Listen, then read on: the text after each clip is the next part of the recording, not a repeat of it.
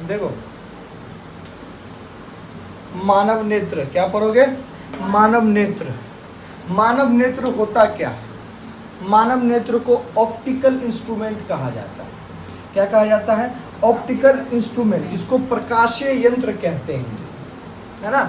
एक अद्भुत, है ना, एक अद्भुत प्रकृति प्रदत्त प्रकाशीय यंत्र होता है। कौन? हमारी आंख, ह्यूमन आई।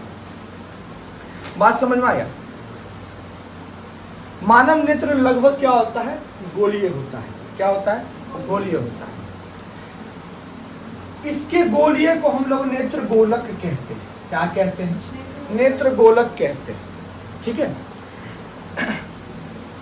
हम लोग क्या कहते हैं, या ना, मानव नेत्र या आंख लगभग गोलीय होता है, जिसे हम लोग नेत्र गोलक कहते हैं। उसके नेत्र गोलक का अगला कुछ उभरा हुआ भाग, नेत्र गोलक का अगला कुछ उभरा हुआ भाग, है ना, ये वाला भाग, उभरा हुआ भाग कॉर्निया कहलाता है।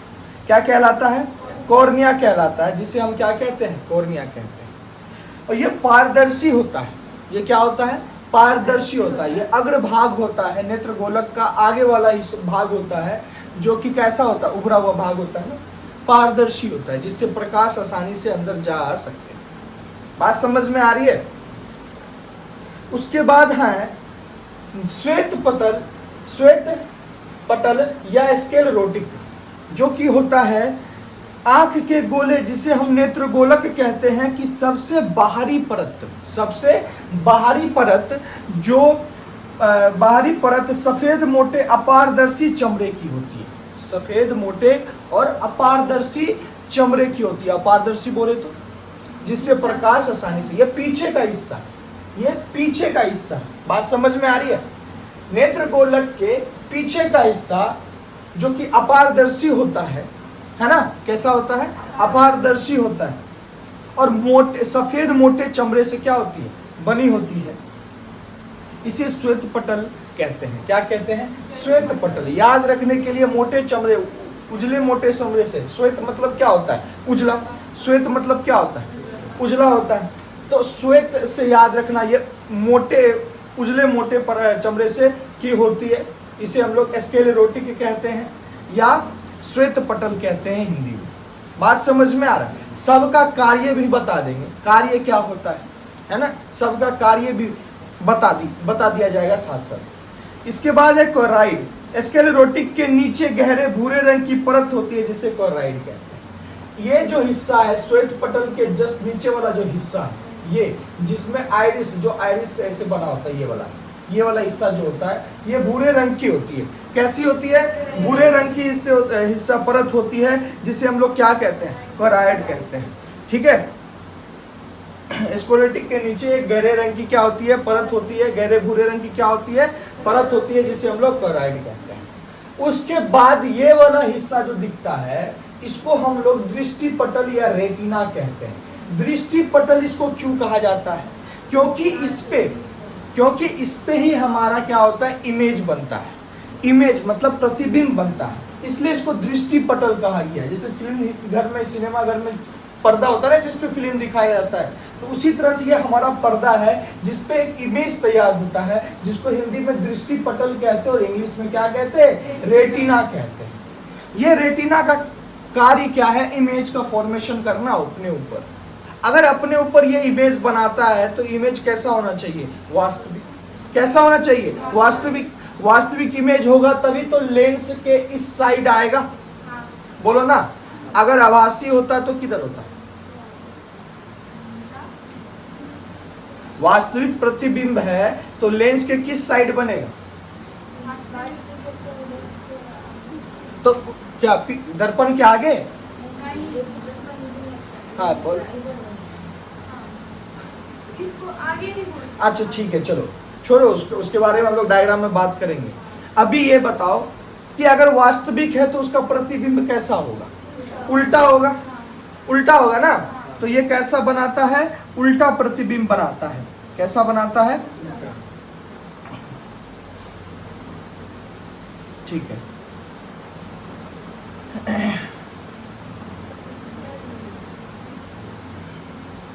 ठीक है। इसका हम लोग क्या कहते हैं, ये उल्टा प्रतिबिंब बनाता है। उल्टा बनाने के बाद ये हमें सीधा क्यों, हमारे मस्तिष्क के पास इसका क्षमता होता है, सीधा करके देखने का क्षमता होता है। किसी भी प्रतिबिंब जो हमारे रेटिना पे उल्टी बनती है उसको सीधी करके देखने का क्षमता होता है किसके पास, मस्तिष्क के पास। बात समझ में आ गया। उसके बाद क्या है, हाँ ये वाला हिस्सा जो ये लाल रंग से बना हुआ है ना, इसको हम लोग कहते हैं सिलियरी मांसपेशियां। क्या बोलते हैं, सिलियरी मांसपेशियां। सिलियरी मांसपेशियां क्या करती है, सिलियरी मांसपेशियां क्या करती है, सिलियरी मांसपेशियां कोराइड के पीछे वाली परतें पक्षमावी या सिलियरी पेशियां कहलाती है। इसका काम भाई सब क्या होता है, जब हम दूर रखी वस्तु या सामने रखी वस्तु को साफ साफ देख सकते हैं, ऐसा हम लोग कैसे करते हैं, ऐसा हम लोग करते हैं, हम लोग फोकस दूरी को बढ़ा या घटा के, फोकस को बढ़ा या घटा के, फोकस को बढ़ा। ये फोकस का बढ़ना घटना हमारे इसी सिलियरी मांसपेशियां के तनाव की वजह से होता है। मतलब सिलियरी मांसपेशियां का खींचना, तो खींचने से लेंस हो जाएगा पतला, लेंस हो जाएगा पतला तो फोकस दूर बनता है। हम बोले थे ना, जब लेंस पतला होता है तो फोकस दूर बनता है, रे दूर तक जाता है, बोले थे ना।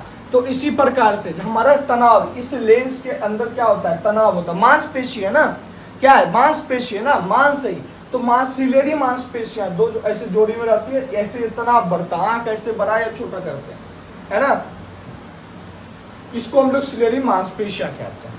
उसके बाद ये भाई साहब दिखता है जो लाल रंग से बना रखे, इसको आइरिस कहते हैं।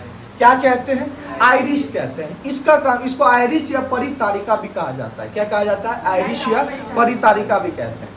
आइरिस या परितारिका कोराइड आगे आकर दो परतों में विभक्त हो जाती है। आगे वाली अपारदर्शी परत सिकुड़ने फैलने वाली डायफ्राम के रूप में रहती है, जिसे परितारिका या आइरिस कहते हैं। ये तो ये कह रहा है, हम लोग कैसे समझेंगे, जो ये कोराइड है ना, ये आगे आके दो भाग में बट जाती है, आगे आके दो भाग में बट जाती है, और ये दोनों भाग आइरिस या परितारिका कहलाती है। इसका होता है सिकुड़ना या फैलना, इसका काम होता है। तो ठीक है, हम लोग आंख या बड़ा या छोटा करती है, पुतली के आकार का नियंत्रण करता है। ये क्या करता है, आइरिस पुतली के आकार को नियंत्रित करता है। पुतली कहाँ रहता है, तो पुतली इस दोनों के वजह से जो यहाँ छिद्र क्रिएट हुआ ना, ये इस दोनों आइरिस के वजह से जो छिद्र क्रिएट हुआ, जो जगह क्रिएट हुई, वही हमारी पुतली कहलाती है। क्या कहलाती है, पुतली कहलाती है।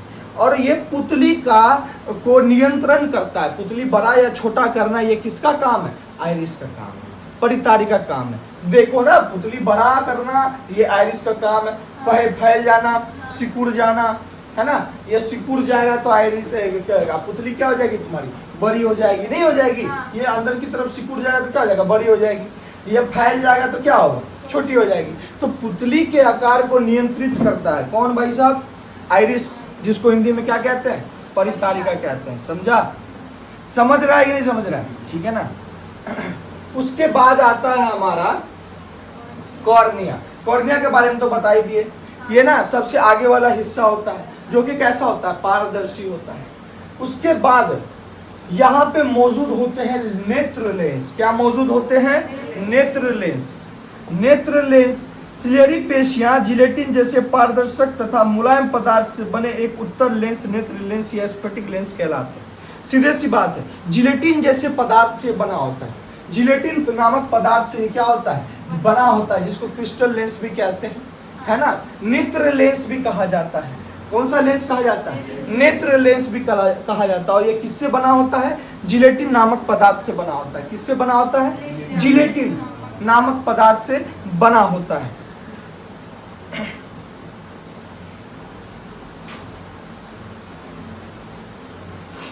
अब इसी लेंस को सिलियरी पेशियां क्या करती, लटका कर रखती है ना, ऐसे पकड़ के इस लेंस को रखी हुई है। अब लेंस को पतला करना है तो सिलियरी पेशियां के अंदर क्या होगा, तनाव उसका बढ़ेगा, तानेगा उसको, तो लेंस क्या हो जाएगा, पतला होगा। इसको ऐसे पकड़ के खींचा जाएगा तो लेंस क्या होगा, पतला होगा। लेंस पतला होगा तो क्या होगा, फोकस बढ़ेगी, है ना। हम लोग पढ़े थे ना, पतला वाला हिस्सा से बड़ा दूर गिरता था, मोटा वाला हिस्सा से नजदीक गिर जाता था। नेत्र का लेंस का मोटा या पतला होना फोकस पे असर पड़ता है, फोकस दूरी पे असर पड़ता है। बात समझ में आ रही है कि नहीं आ रही, कोई दिक्कत, अरे पढ़े हो ना, फोकस दूरी पे असर पड़ता था, हम बताए भी थे। ये जो ऐसे लेंस बनता था ना, तो इस वाले जैसे यहाँ से आता था, इस वाले हिस्सा से ज्यादा घूमता था, ऐसे आता था, फिर यहाँ से कम हो जाता था, फिर ऐसे आता था, यहाँ से कम हो जाता था। देखो कम हो रहा है कि नहीं हो रहा, यहाँ से सीधा ही निकल जाता था, होता था ना। तो पतले वाले हिस्से से जब लेंस ही पतला हो जाता है तो उसका क्या हो जाता है, बढ़ जाता है ना फोकस दूरी। अबे वो कहाँ रखे,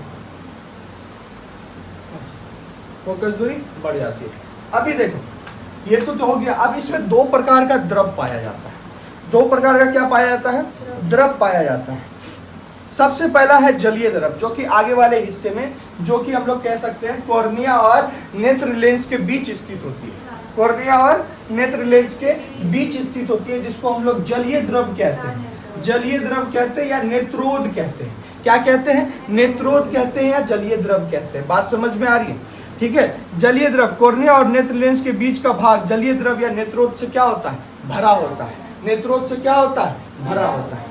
अब इधर रेटिना और नेत्र लेंस के बीच का भाग जिस द्रव से भरा होता है उसको हम लोग कचाव द्रव कहते हैं। कचाव द्रव कहते हैं, या इंग्लिश में उसको एक्वस ह्यूमर कहते हैं। इंग्लिश में क्या बोलते हैं, एक्वस ह्यूमर बोलते हैं। बात समझ में आ रही है ना।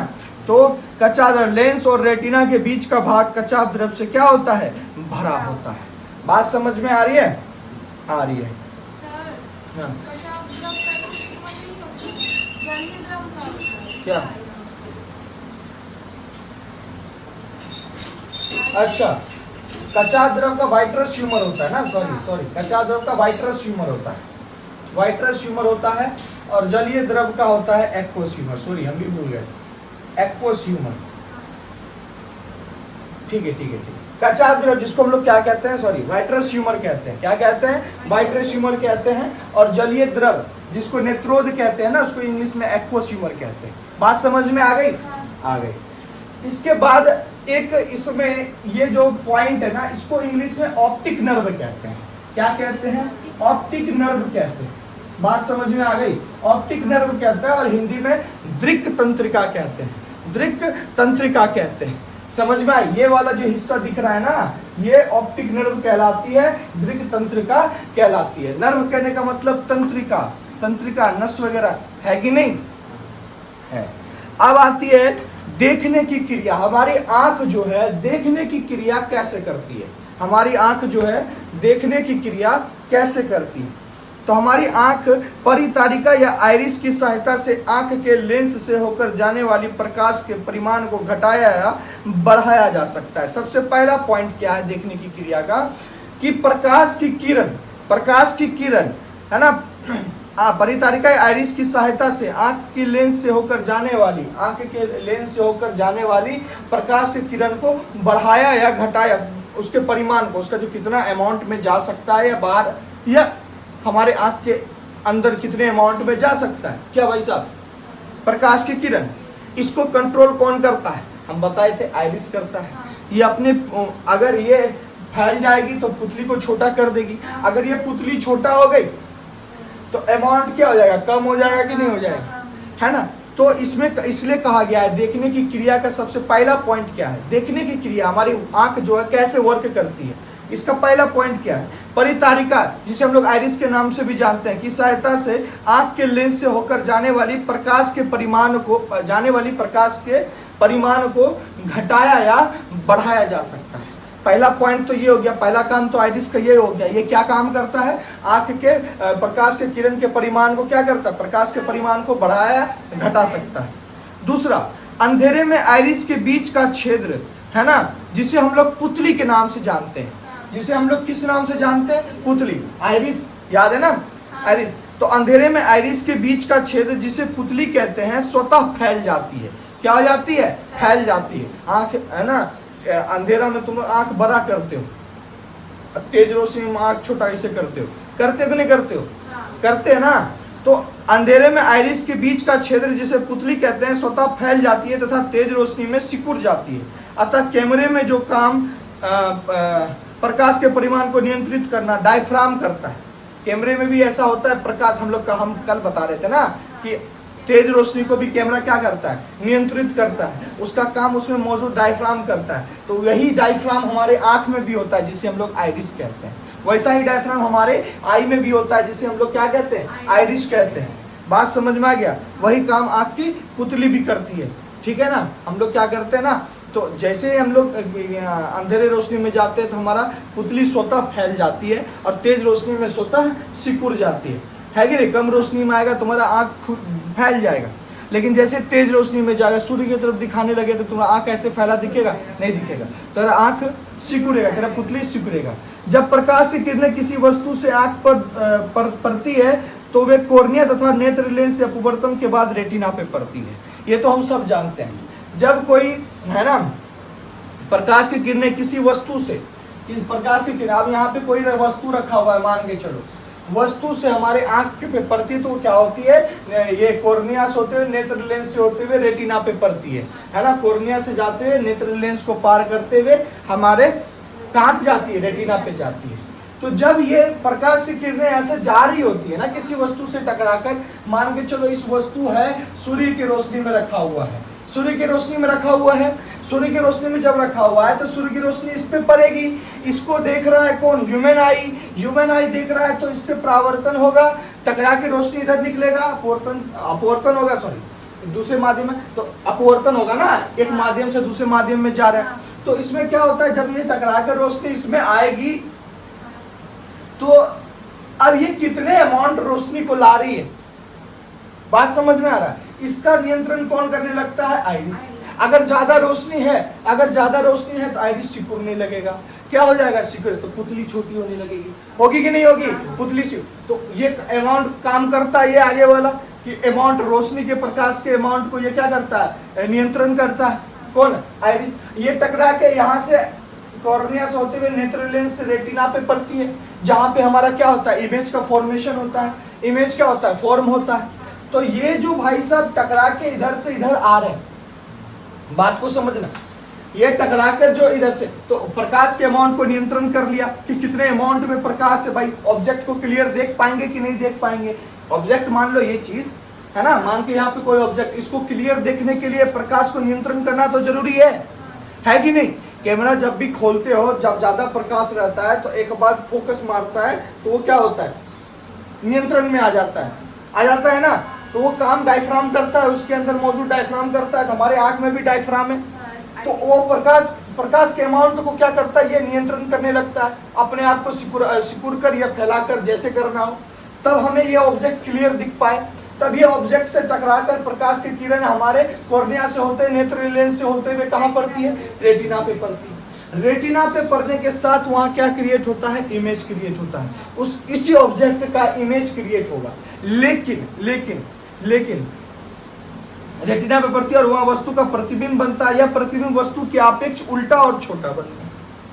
वस्तु के अपेक्ष कैसा बनता है, उल्टा बनता है और छोटा बनता है। परंतु मस्तिष्क में वस्तु को सीधा और बड़ा देखने की संवेदना होती है। हमारे मस्तिष्क में किसी भी वस्तु को सीधा और बड़ा देखने की क्या होती है, संवेदना होती है। तो हम लोग क्या समझे कि रेटिना पे जो इमेज बनेगा वो कैसा बनेगा, छोटा बनेगा, वस्तु जितना आकार का है उससे छोटा बनेगा और उल्टा बनेगा। उल्टा बनने का मतलब है वो वास्तविक होगा। उल्टा बनने का मतलब ही क्या हो गया कि वो वास्तविक होगा, रियल इमेज होगा। बात समझ में आ रही है ना लड़के, आ रही है, ठीक है। तो ये हमारी देखने की क्रिया थी, इतने दूर में देखने की क्रिया है ना। और ये दोनों द्रव क्या काम करती है, दोनों द्रव ना हमारे आंख का चिकनाहट को बरकरार रखती है। हमारी आंख के चिकनाहट को क्या करती है, बरकरार रखती है, कायम रखती है, बना के रखती है हमारी आंख के चिकनाहट को। नमी होता है ना हमारे आंख में, आगे वाला हिस्सा जो होता है ये कोमल हिस्सा होता है, पारदर्शी पदार्थ ये कोमल हिस्सा होता है। लेकिन जब इसके पीछे वाला, हम बोले थे ना वो फोड़ के नहीं फूटता, बोले थे नहीं बोले थे, वो मोटे चमड़ी जिसको हम लोग श्वेत पटल के नाम से जानते हैं। तो ये दोनों होता है ना, एक्वस ह्यूमर जिसको जलीय द्रव कहते हैं, गलती हो गया था इसको लिख दिया था, वाइट्रस ह्यूमर, कचाप द्रव कहते हैं इसको, वाइट्रस ह्यूमर है ना, और कचाप द्रव, ये दोनों क्या करते हैं, आंख के चिकनाहट को बरकरार कायम रखते हैं। बात समझ में आ गई, देखने की क्रिया समझ में आ गई। देखने की क्रिया में सबसे पहला हमारा आइरिस प्रकाश के क्या करता है, नियंत्रण करता है ना, अपने आप को सिकुड़ा कर या फैला कर, है ना, पुतली क्या हो जाती है। और इसके बीच का छेद हम लोग क्या कहते हैं, पुतली के नाम से जानते हैं, जो कि अंधेरे वाली रोशनी में जाओगे तो ये क्या हो जाएगी, स्वतः क्या हो जाएगी, फैल जाएगी, और तेज रोशनी में जाओगे तो स्वतः क्या हो जाएगी, सिकुड़ जाएगी। ये होता था। और जब किसी ऑब्जेक्ट से टकरा के जाएगी तो कॉर्निया से होते हुए जाएगी, क्योंकि कॉर्निया पारदर्शी है। कॉर्निया कैसा है, पारदर्शी है। पारदर्शी है तो प्रकाश की किरण इजिली पास होगी नेत्र लेंस से होते हुए कहाँ पड़ेगी, रेटिना पे, और रेटिना पे इसका इमेज बनेगा। इमेज कैसा बनेगा, उल्टा और छोटा बनेगा, ऑब्जेक्ट से छोटा बनेगा। ऑब्जेक्ट से छोटा बनेगा तो उसको सीधा हमारे मस्तिष्क के पास संवेदना होती है, पावर होती है उस चीज को कैसा देखने का, सीधा और बड़ा देखने का। समझ में आ रही है। उसके बाद आता है नेक्स्ट पॉइंट, जिसको हम लोग कहते हैं समंजन क्षमता। क्या बोलते हैं, समंजन क्षमता, जिसको इंग्लिश में कहते हैं पावर ऑफ एकोमोडेशन। क्या कहते हैं, पावर ऑफ एकोमोडेशन। वस्तु दूर रहे या निकट हम उसे साफ साफ देख सकते हैं। वस्तु दूर रहे या निकट हम उसे साफ साफ देख सकते हैं। ऐसा आंख ऐसा अपने लेंस की फोकस दूरी को बदल कर करता है। आंख ऐसा अपने फोकस दूरी को क्या करता है, बदल कर करता है। यह परिवर्तन सिलियरी पेशियों के तनाव के घटने बढ़ने से होता है। आंख के इसी सामर्थ्य को समंजन क्षमता कहते हैं, ठीक है, जिसकी एक सीमा होती है, जिसकी एक लिमिट होती है, सीमा होती है। तो समंजन क्षमता किसे कहते हैं, पावर ऑफ एकोमोडेशन। तो हम लोग दूर रखे या निकट रखे वस्तु को साफ साफ देख सकते हैं। तो दूर रखे और निकट रखे वस्तु में क्या फर्क हो जाएगा, दूर रखे में फोकस दूरी ज्यादा होगा, क्योंकि जहां पे वस्तु है फोकस वहां बन रहा है, और वहां से हम तक का दूरी क्या हो जाएगा, फोकस दूरी, है ना। अब नजदीक रखा है तो फोकस अब वहां बन रहा है जहां पे वस्तु है, अब वहां से लेके हम तक का दूरी, फोकस दूरी। तो ऐसे में क्या होगा, फोकस दूरी बदल रहा है ना, तो हमारी आंख अपनी फोकस दूरी को बदल कर देखती है। क्या करती है, बदल। तो आंख का फोकस दूरी का बदल पाना, इसी सामर्थ्य को, इसी एबिलिटी को हम लोग क्या कहते हैं, समंजन क्षमता कहते हैं। क्या कहते हैं, समंजन क्षमता कहते हैं, पावर ऑफ एकोमोडेशन कहते हैं, जिसकी भी लिमिट होती है। क्या होती है, लिमिट होती है। जो सामान्य आंख अनंत दूरी से 25 सेंटीमीटर तक की वस्तुओं को स्पष्ट रूप से देख सकता है। लिमिट कितनी है, 25 सेंटीमीटर। लिमिट कितनी है, 25 सेंटीमीटर। अनंत से 25 सेंटीमीटर की दूरी तक कोई वस्तु को स्पष्ट देख सकता है। कौन, मानव नेत्र, है ना। सामान्य आंख अनंत दूरी से 25 सेंटीमीटर तक की वस्तुओं को स्पष्ट देख सकती है। बात समझ में आ गया। वो लिमिट जो बोले थे कि एक सीमा होती है, वो यही सीमा होती है। क्या, 25 सेंटीमीटर। अनंत से 25 सेंटीमीटर की दूरी तक की वस्तु को हमारी आंख स्पष्ट रूप से देख सकती है। उसके बाद समंजन की क्रिया, यानी कि जो समंजन की क्रिया है वो कैसे होती है। जब हम अनंत पर स्थित किसी वस्तु को देखते हैं, जब हम अनंत पर स्थित किसी वस्तु को देखते हैं तो उस वस्तु से आने वाली समांतर किरणों को समान आंख का नेत्र लेंस रेटिना पर फोकस करता है। समान आंख का जो नेत्र लेंस होता है वो किसको, कहाँ फोकस करता है, रेटिना पे फोकस करता है।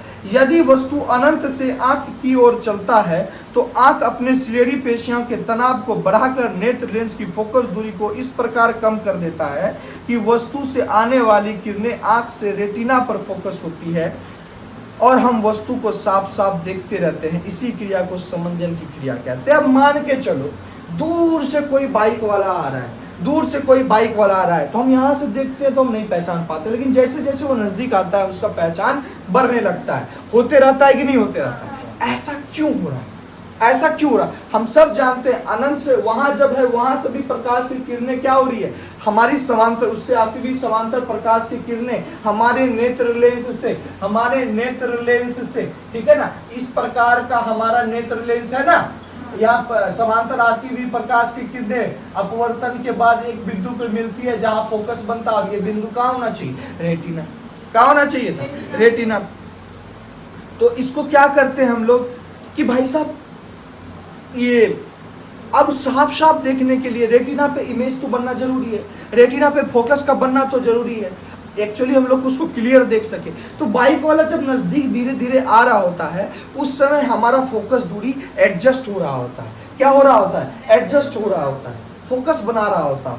तभी हम लोग कैसे, वो फोकस का काम कौन कर रहा होता है, तो हमारी सिलेरी पेशियां के तनाव को बढ़ाकर, जैसे ना, तो उस प्रकार से हम लोग का क्या होता है, झुकाव ज्यादा होता है। अगर तुम्हारा तनाव बढ़ेगा लेंस का तो झुकाव ज्यादा होगा, ठीक है ना। तो उस प्रकार सिलेरी मांसपेशियां अपने तरफ बढ़ा घटाकर एडजस्ट कर रही होती है। तो जब हमको नजदीक आ रहा होता है तो क्या होता है, हमारा फोकस दूरी कम करना है। फोकस दूरी क्या करना है, कम करना है। तो जैसे हमारा आएगा तो वो अपने तनाव को बढ़ा देगा, तनाव को बढ़ा देगा। तनाव को बढ़ाने से क्या हो जाएगा, लेंथ यहाँ आंख के पास की वस्तु। अब तब पहले लेंस, इस वाले बुक का सबसे पहला फिगर देखो, पहले क्या थी, लेंस पतला था ना, तो फोकस दूरी दूर बन रही थी। अब जैसे दूर वस्तु की फोकस जब नजदीक आया, हमको फोकस दूरी घटाना मांगता है कि नहीं मांगता। अब वस्तु नजदीक आ रही है भाई, इमेज रेटिना पे जो पहले वहां थी तो फोकस पे बन रही थी, हम सब पर जानते हैं। अब तक लेंस के बारे में जाइए, उत्तर लेंस के बारे में जब पढ़ रहे थे तो हम लोग क्या पढ़ रहे थे, अनंत से आती हुई समांतर प्रकाश की किरणें अपवर्तन की क्रिया के बाद जिस बिंदु पर मिलती है उसे हम लोग फोकस कहते हैं। तो भाई जिस बिंदु पे वो मिल रही थी वो रेटिना था और वही फोकस बन रहा है। अब वो ऑब्जेक्ट अनंत से आगे आ गई, अनंत से निकट आ रही है, तो हमारा फोकस दूरी घटना मांगता है। बोलो मांगता है कि नहीं मांगता है। जितना आगे जाएगी इमेज उतना पीछे लेके जाएगा, चला जाएगा ना इमेज, उतना पीछे लेके नहीं जाएगा। हम लोग तो डायग्राम में पढ़े हुए थे, हर एक डायग्राम। तो आगे आ रहा है तो फोकस दूरी कम मांगता है ना, रेटिना को फाड़ के पीछे जाएगा नहीं ना जी, उसको तो कम होना मांगता है। तो वो कम कैसे होगा, सब सिलेरी पेशियां अपने ऐसे लेंस को क्या कर दे, मोटा कर दे। क्या कर दे, मोटा कर दे लेंस को। और लेंस को मोटा कैसे करेगी, घटाकर या बढ़ाकर, है ना। लेंस को मोटा पतला कैसे किया जाता है, सिलेरी मांसपेशियों के तनाव को बढ़ाकर या घटाकर। बात समझ में आ रही है। तो वो क्या कर देती है, लेंस के आकार को मोटा कर देने से क्या हो जाता है, हमारा फोकस दूरी कम हो जाता है। तो नजदीक आने से वो प्रकाश, वो फिर भी हमारा रेटिना पे ही इमेज रहता है, तो हम उसको क्लियर देख पाते हैं। नहीं तो दूर था तब हमारा रेटिना पे बन रहा था, वो धीरे धीरे आगे आ रहा है ना, आगे आ रहा है तो रेटिना से पीछे जाएगा ना। अरे अनंत से आ जाएगा वहां पे तुम्हारा सेंटर ऑफ कर्वेचर है ना, वक्रता केंद्र से वक्रता केंद्र और फोकस के बीच, है ना, वो पोल के बीच, फिर आ जाएगा। ऐसे करते करते वो नजदीक आ रहा है। तो हम सब जानते हैं कि जितना अनंत से नजदीक आते जाता है लेंस की तरफ, हमारा इमेज उतना ही पीछे चलता जाता है कि नहीं जाता है। तो हमारा इमेज तो रेटिना से पीछे ना भाग जाएगा जी जब वो नजदीक आएगा। तो हमको क्या करना है, फोकस दूरी को कम करना है। फोकस दूरी को कम कौन करता है, वो लेंस। कौन करता है, लेंस। और लेंस को कौन करवाता है, सिलियरी मांसपेशी। वही बढ़ता घटता है तो लेंस, है ना, क्योंकि हम सब जानते हैं इसी को यही पकड़ के रखा है, लटका के रखा है। बात समझ में आ गया। तो इस वस्तु को हम इस तरह, हम वस्तु को क्या करते हैं, साफ साफ देख पाते हैं। और इसी क्रिया को क्या कहा जाता है, समंजन की क्रिया कहा जाता है। क्या कहा जाता है, समंजन की क्रिया कहा जाता है। बात समझ में आ रही है। पावर ऑफ एकोमोडेशन कहते हैं। तो यहाँ पे 3 डायग्राम दे दिया है। समांतर आती हुई प्रकाश की किरणें इस प्रकार से, है ना, समांतर आती हुई प्रकाश की किरणें दे रखा। अब ये क्या हुआ, जब हमारे आंख पे पड़ती है तो तभी का लेंस पतला था ना, हमारे ह्यूमन आई का जब पड़ रही थी तभी का लेंस कैसा था, लेंस पतला था। अब जैसे वो नजदीक आएगी, है ना, ये ऐसे टकरा कर यहाँ पड़ रही थी, ये ऐसे टकरा कर यहाँ पड़ रही थी, फोकस बन रही थी। अब ये जैसे नजदीक आएगा, अब अनंत पे ना होकर नजदीक आएगा तो हमारा लेंस का यहाँ का फोकस दूरी को घटना मांगता है, जिसकी वजह से हमारा लेंस क्या होना चाहिए, मोटा होना चाहिए।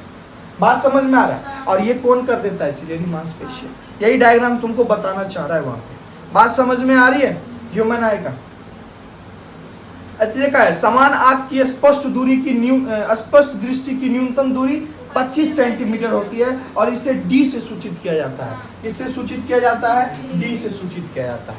बात समझ में रखना, समान आंख की स्पष्ट दृष्टि, समान आंख की स्पष्ट दृष्टि की न्यूनतम दूरी 25 सेंटीमीटर होती है। कितनी होती है, 25 सेंटीमीटर होती है। इसलिए कहीं दूर से कोई गाड़ी वाला आता है, हम उसको पहचान पाते हैं क्या, स्पष्ट दृष्टि नहीं है।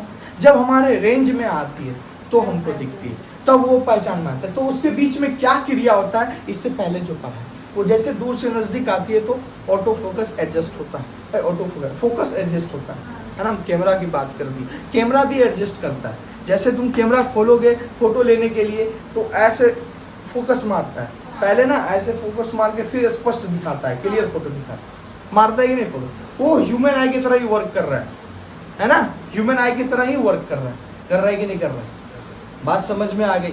अभी इतना सा लेके चलो, फिर हम लोग दृष्टि दोष वगैरह पढ़ेंगे।